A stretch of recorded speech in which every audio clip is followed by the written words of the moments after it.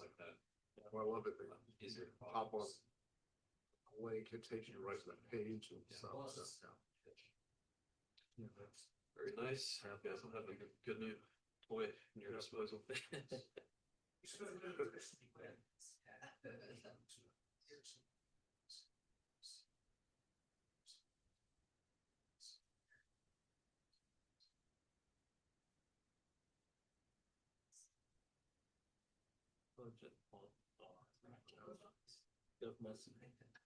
And I gave them a briefing.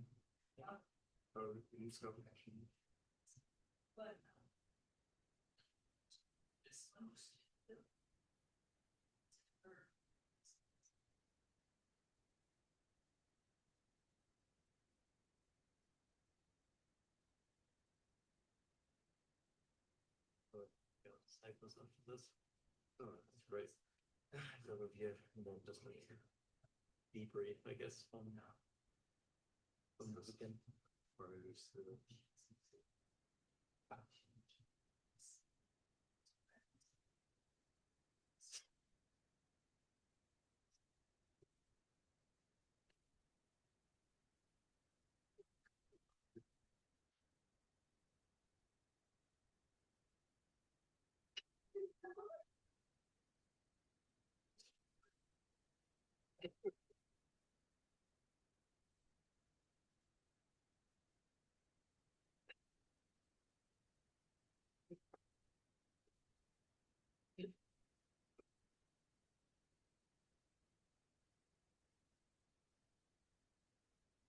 It's so weird. AI is taking over. It's so good. Yeah. It's so very good.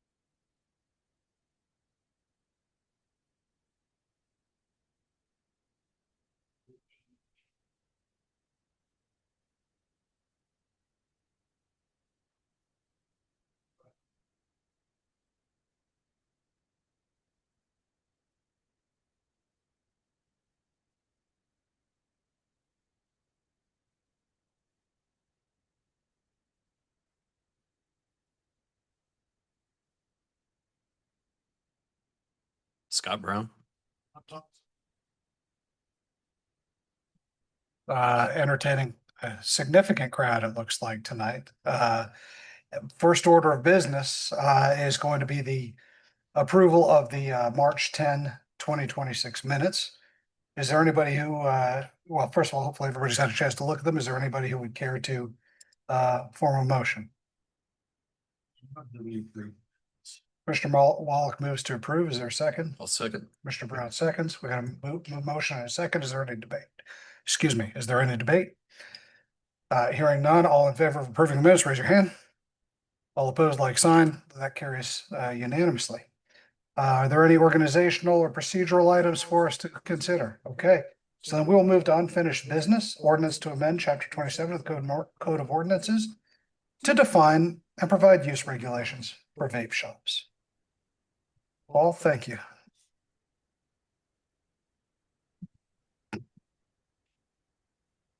Okay.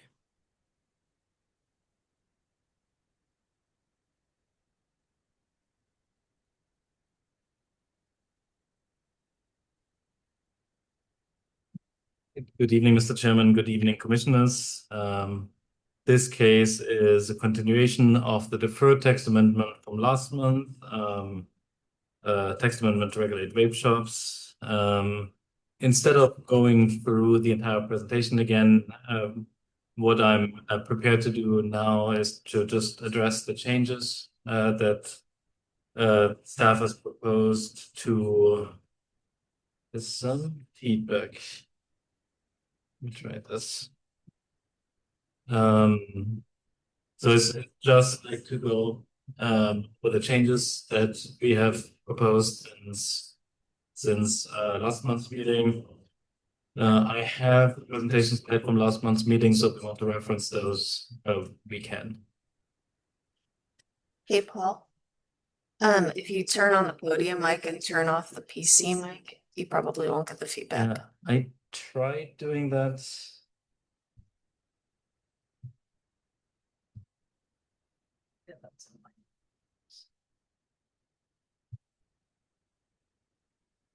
Let me try this. This sounds better. Yes. All right.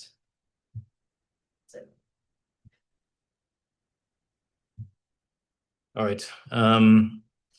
The first Planning Commission had a discussion around the scope and the goals of this ordinance and asked for clarification on this.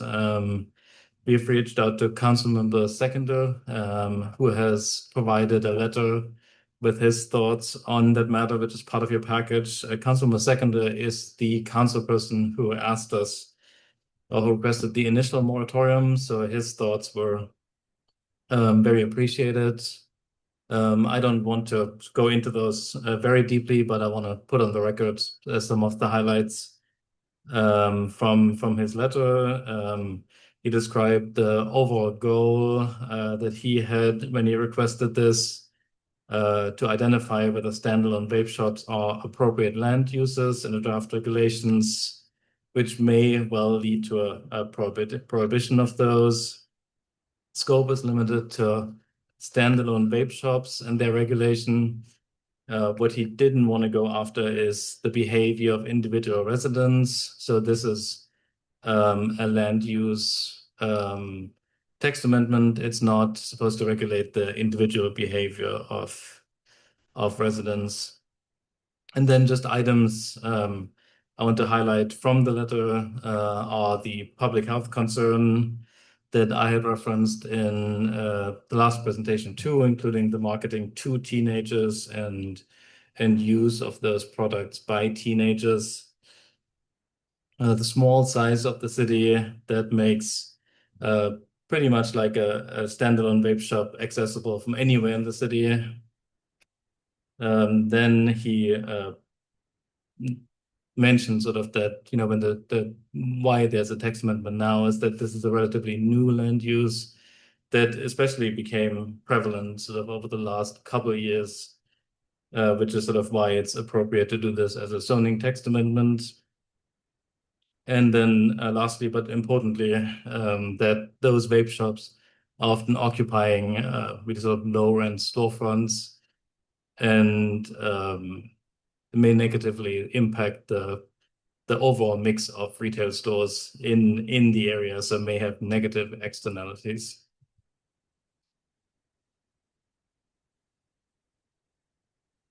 So then the Planning Commission had a discussion around the different product groups. We made a change here where we replaced a category that we had previously called water pipes, and we broadened this category to what's now labeled smoking devices, which is a broader category that includes additional types of pipes and other devices used for the smoking of tobacco, marijuana, and other recreational substances.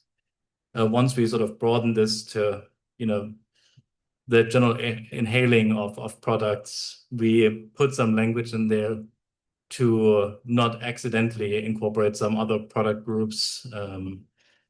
For instance, incense or essential oils or other things that people may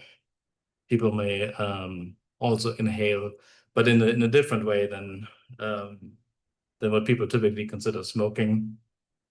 And I think Commissioner Wallach, you sent like a typo in there. We have that noted and we'll get that corrected. We've also considered including additional product groups. I think there was a conversation around CBD products or like THC products. We're recommending focusing on the vape stores only for the following reason, pretty much.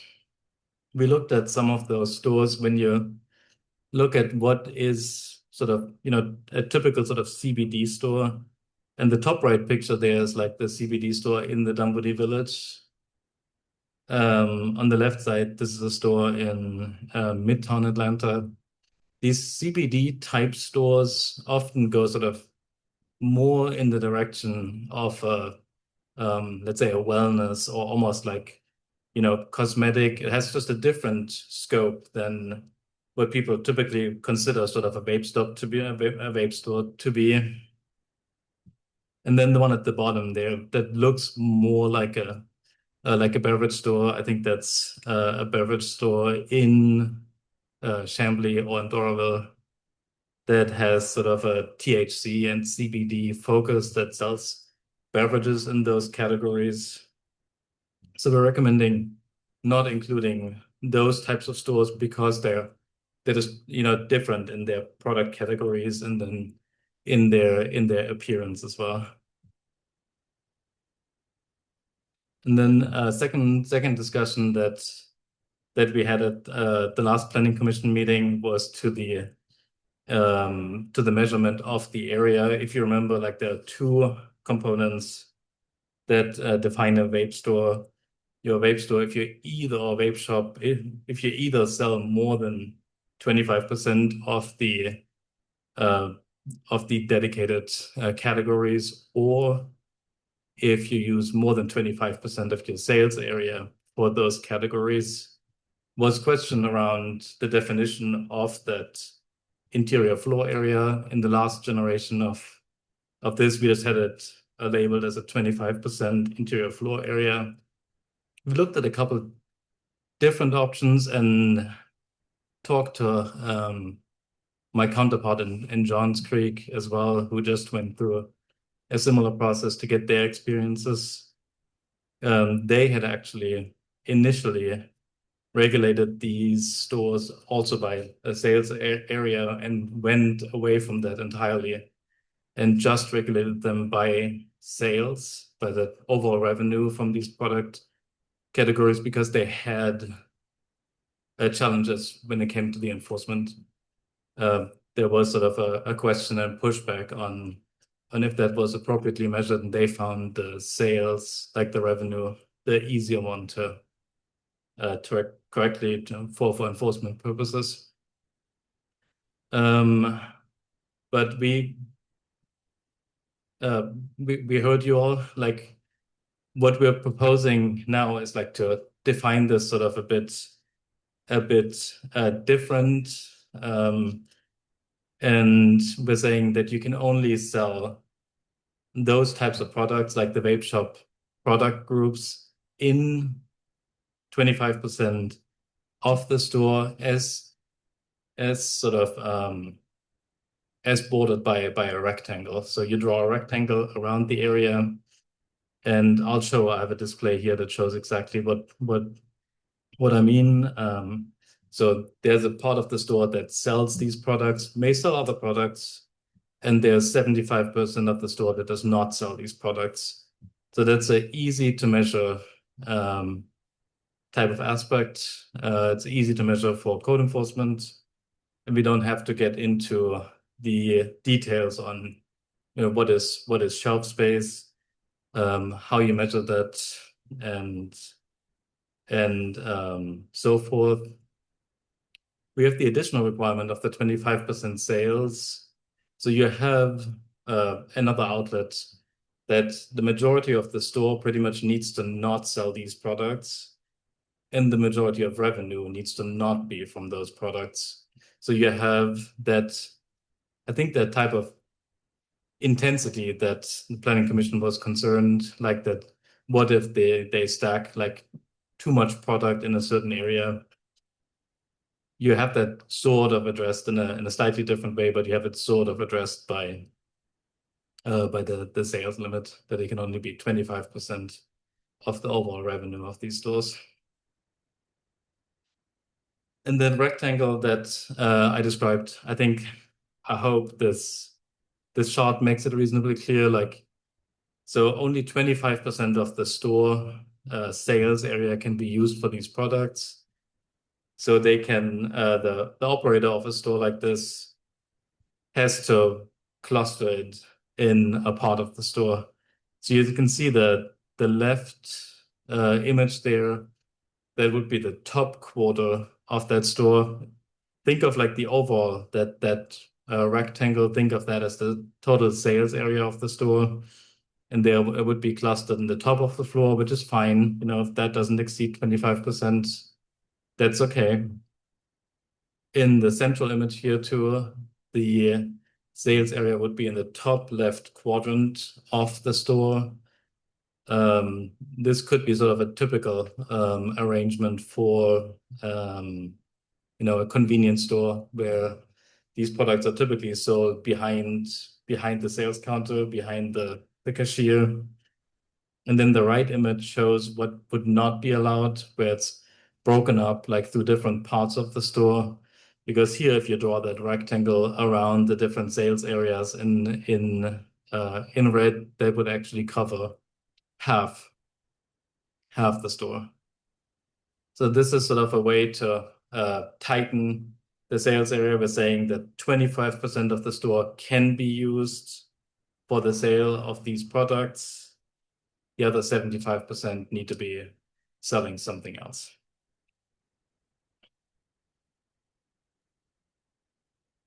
All right, with this, I like to conclude my presentation.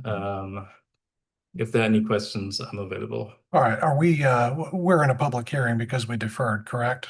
The public hearing is already closed. Okay, so we do not need to hear Yeah. from anyone. We can move straight to questions. All right, well, if we could, we'll just go sequentially before we start forming motions. Commissioner Moss? I have no other questions. All right, Commissioner Brown?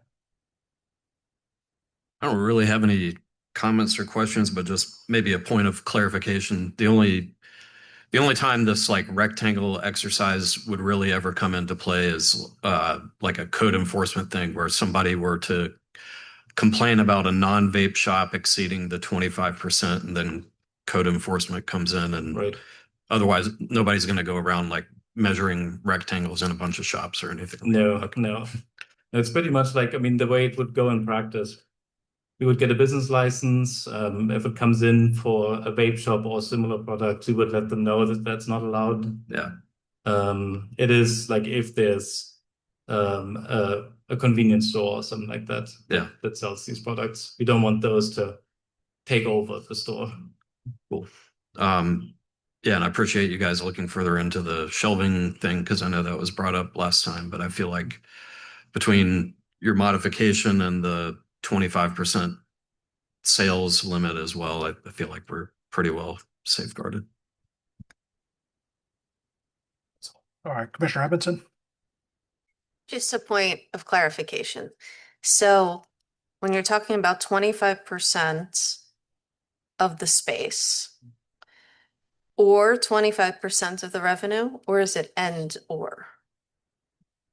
So I'm saying is you can have 25% of your space taken up, but they could put nothing else in there and it could be 100% of their revenue. No, it's like it reads like a vape shop is defined as a retail establishment that derives 25% or more of the sales, Okay. or it dedicates 25% or more of its interior floor area. So it's if one of the two conditions is met, it is considered a vape shop. Okay. That answers my question. Thank you. Commissioner Wallach? No questions. I've got a couple of questions I'd like to ask. We once again took this back and made the conscious decision to omit Delta 8 CBD from this.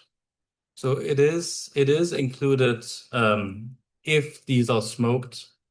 So as if they're sold in cartridges or if they're sold in some type of a vaping product, they're included here. If they're sold as a beverage or as a gummy, they're not included here. Are you aware of any vape shops that do not sell CBD or THC products, Delta 9 products? That often does go hand in hand. Right. I'm going to go ahead and admit I have been inside a head shop before, and I'll tell you, I've never seen anything that only isolates nicotine products and chooses not to sell. Now, I'm not going to get into the public policy benefits or detriments of selling THC, but I'm going to suggest to you folks that this shop that we're preventing doesn't exist anywhere. It does not exist. We're making bad law for the sake of making law if we push this forward. Vape shops typically are age restricted to walk in the door, correct? The sale of these products is, I'm not sure kind of like to what extent they're restricted to walk in the door. The sale is at 20 years, 21 years and over. But at gas stations, to walk in the door, anybody can walk in the door because they theoretically can make other purchases. Yeah. And gas stations have the full range of sales potential for these That's correct. nicotine as well as THC products. Yeah. Okay. And they should be carding folks as well. I know we've had enforcement activity to make sure that those aren't getting Correct, into yeah. youth hands. Yeah. Okay. Policy reason for the intentional omission of CBD and THC, was it just not to make our friends that are already doing business in that way mad, or do we know what the policy? No, behind that it's a was? different. I mean, it's like the images from the stores. Like then, if we're targeting CBD and if we're targeting these type of THC stores, it's just a much broader category than just vape shops. Yeah. Okay. But we will concede we don't know of a vape shop that strictly exists like the ones that's just the one that described in this paper. And no, I mean and this is just 25% of the use category. It's just like if they don't need to be exclusively vape shops as long as 25% of their assortment, which is not not a majority, as long as 25% or more is smoking and vaping related, these are prohibited. Okay. I think that'll do it for my questions. Commissioner Wallach, do you have more questions? I'm just curious. Suppose I want to open the no-no shop. 20% of it is guns. 20% of it is some other thing that's prohibited from being more than 25% of.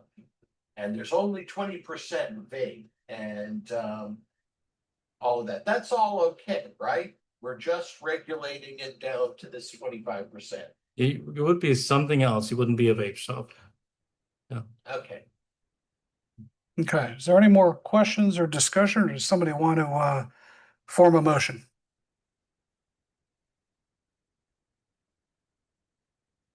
I'll make a motion to approve the ordinance as has been amended by staff. I think that's it. All right. Commissioner Brown moves to approve as amended. Is there a second? Second. All right. Commissioner Moss seconds. We got a motion and a second. At this point, it would be appropriate for any debate in favor or opposed. Commission discussion. We absolutely can have commission discussion specifically on that motion. So anybody have thoughts we want to talk about? Yes. I think we're buying the city litigation with this ordinance. I think we can call it all we want about land use, but we're regulating conduct. I think this is an improper use of land use control. And it is offensive to me that we're regulating this, but have the exceptions that you brought up, Commissioner O'Brien, that our code doesn't seem to have anything that regulates gun shops or other dangerous instrumentalities. I think that this is an example of legislation for no other purpose than to make a statement. I don't believe it is enforceable, and I don't believe it represents proper use of the city's authority. Okay. Is there any other discussion, debate that we want to entertain? All right. Hearing none. All in favor of approving the motion as vocalized, raise your hand. All opposed, like sign. The motion fails 2-3. At this time, we can form another motion if there's a reason to do so, but with the motion failing, I think that sends the message about the way this body feels. And as such, I'm comfortable continuing. Gentlemen, do we need a motion? Okay. All right. Thank you, everybody. Do we have any new business? Okay. Any other business? I don't see a whole lot of public, but I'll call the public for public comment. At this time, is there any commission comment? Seeing none, we stand adjourned. Thank you, everybody.